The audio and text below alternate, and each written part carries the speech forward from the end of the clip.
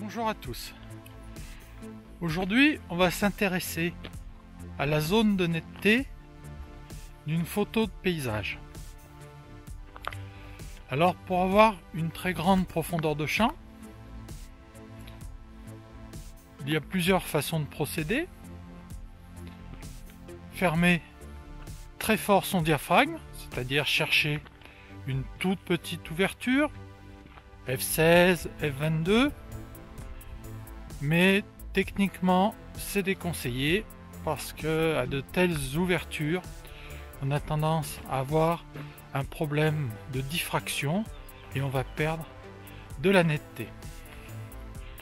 La deuxième technique consisterait à calculer l'hyperfocale. Dans ce cas, il faut prendre en compte la surface de la zone sensible, la focale de l'objectif, l'ouverture à laquelle on l'utilise et la distance de mise au point entre vous et le sujet. Alors bon, ça nécessite de connaître pas mal de paramètres, d'avoir sa calculatrice ou éventuellement un smartphone avec le logiciel qui fait ce travail. Il y a une troisième solution plus simple qui va consister à faire la mise au point sur le sujet le plus éloigné que l'on veut net,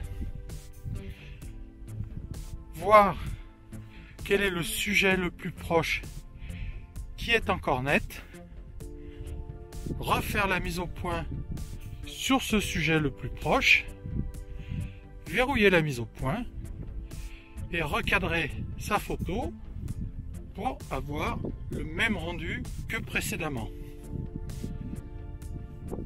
Alors, vous n'aurez pas une profondeur de champ infinie, c'est pas possible, surtout en fonction des focales utilisées. Si vous utilisez un grand angle, effectivement vous aurez vraiment une profondeur de champ d'assez proche à très loin.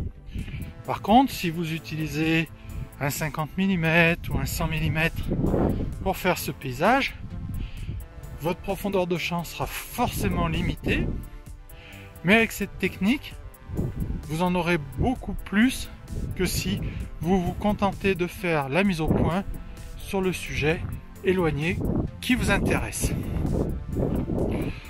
Alors, pour que les choses soient plus claires, on va se retrouver devant l'ordinateur avec un exemple de photo que j'ai pris au bord d'un chemin avec des points de repère.